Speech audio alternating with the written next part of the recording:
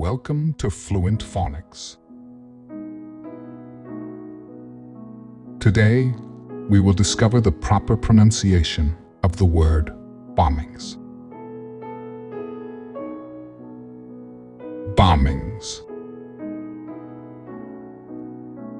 Bombings. Bombings.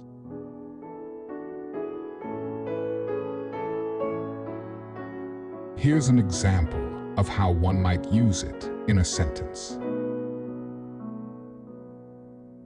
The bombings in the city caused widespread devastation and loss of life.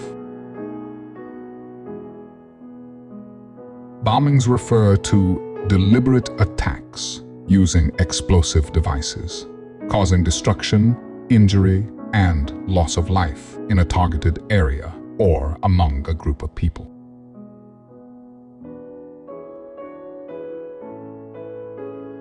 Thank you for your time.